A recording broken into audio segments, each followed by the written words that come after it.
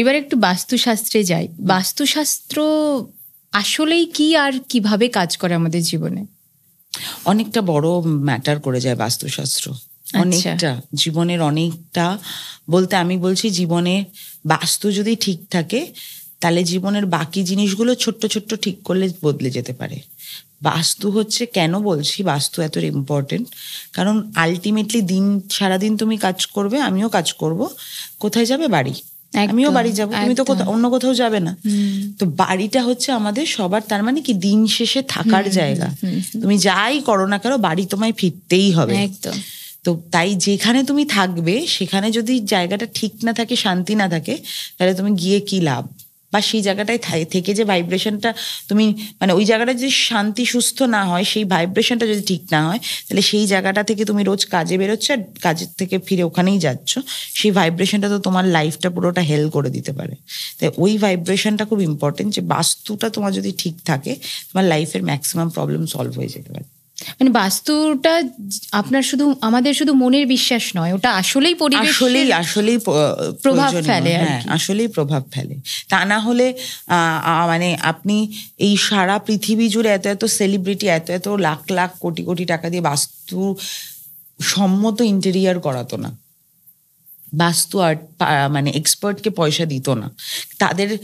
তারাও জানে যে তাদের জীবনে কি কি পরিবর্তন হচ্ছে বাস্তু পরিবর্তনের জন্য।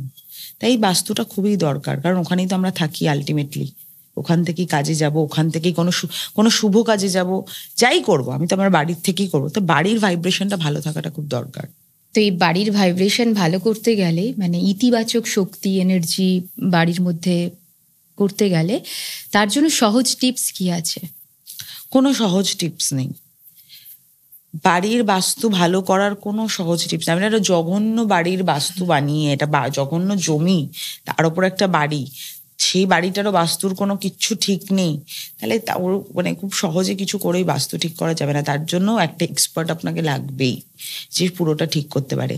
এবার আপনি বলবেন যে ফ্ল্যাট বাড়িতে কি আপনি রান্নাঘর ভেঙে বাথরুমে আর বাথরুম ভেঙে রান্নাঘরে কি প্লেস করতে পারবেন? আমি পারবো না, খুব প্রবলেমেটিক। আমার মাঝে মাঝে খুব খারাপ লাগে এই ধরনের বাড়ি দেখলে। যে আর আজকাল তো ছোট ফ্ল্যাট সব নিয়ে নিচ্ছে, সেখানে তো বাস্তু বানা অসম্ভব। এবং সেই বাস্তুগুলো সবকটাই ভুল, আমি আপনাকে বলছি।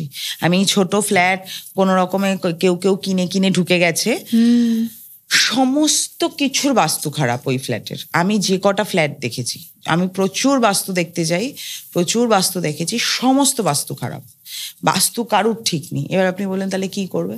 আমার কাছে কিছু উপায় আছে যেটার জন্য ওটা ঠেকা দিয়ে রাখা যেতে পারে, কিন্তু ওটা পুরোপুরি কমপ্লিটলি ঠিক হয়ে গেছে, ঠিক হয়ে যাবে আপনার জীবন, আমি বলতে পারবো না, মানে গ্যারান্টি নেই। আমি পুরোটা বদলে দিতে পারলে গ্যারান্টি আছে, বদলে দিতে না পারলে তো যাবে না, তো গ্যারান্টি নেই। তো ওটাকে আপনার কিছুটা হেল্প হবে, যেরকম ফোনে আমরা কভার পরাই, কিছুটা হেল্প হয়, পড়ে গেলে যাতে একটু স্ক্র্যাচ কম লাগে, ওই রকমই। তার মানে বাড়ি বানানোর আগেই যোগাযোগ করাটাই মনে হয় অ্যাকচুয়ালি। হ্যাঁ, মানে একদম ফাঁকা জমিতে গিয়ে আগে এক্সপার্টের সাথে দেখা করে আমি আপনাকে বলে দেবো কোন দিকে কি করা উচিত, কিভাবে কি করা উচিত, আপনি তাহলে সেটা সেই মতো আপনি প্ল্যান করবেন। তার মানে বাস্তু পুরো দরজা জানালা থেকে শুরু করে সবকিছু নির্ভর করে। আপনি শুধু দরজা জানালা নয়, বেডরুম, আপনি কোন দিকে বসে ভাত খাবেন সেটাও নির্ভর করে বাস্তুতে। আচ্ছা, সেখানে বসে আপনি ভাত খাচ্ছেন সেটাও বাস্তুর জন্য ঠিক নয়। আপনি কোন দিকে বসবেন আপনার ভাতটা খেতে, রুটি খেতে বা যাই খেতে, সেটাও নির্ভর করে বাস্তুতে। তার মানে আজকাল যে ছোট ছোট ফ্ল্যাটে যে উঠে যাওয়া হুট করে, আপনি খোঁজ নিয়ে দেখবেন ব্যক্তিগত জীবনে, পডকাস্টে তো আপনি বলতে পারবেন না, আমি চলে যাব, আপনি ব্যক্তিগত জীবনে খোঁজ নিয়ে দেখবেন তারা সত্যি ভালো আছে কিনা ওই ফ্ল্যাটগুলোতে থেকে। ওই যে ছোট ছোট ফ্ল্যাটে যারা চলে যাচ্ছে থাকছে, যারা, আমি আপনাকে গ্যারান্টি দিচ্ছি একটারও বাস্তু ঠিক নেই, তারা সত্যি নিজের জীবনে কতটা ভালো আছে, রোগে ভুগছে না, ফিনান্সিয়াল প্রবলেম চলছে না, অফিসিয়াল ইস্যুস চলছে না, ঝামেলা চলছে না, এগুলো যদি না থাকে, বা স্বামী স্ত্রীর ঝামেলা চলছে না, এগুলো যদি না থাকে, আপনি আমায় ফোন করে জানাবেন ব্যক্তিগত। মানে কোনো না কোনো সমস্যা থাকবেই, সমস্ত সমস্যা আছে, কোনো না কোনো একটা না, সব কটা সমস্যা আছে, আমি আপনাকে বলছি। মানে বাস্তুর জন্য। এবং অনেক লোককে দেখবেন এই বাড়িটা না চেঞ্জ করে আসার পর থেকে কি অসুবিধায় পড়ে গেছি, টাকা থাকে না, মা অসুস্থ, বলতে থাকে। মানে হুট করে নতুন বাড়িতে এসেই সমস্যাটা শুরু হলো সবকিছু।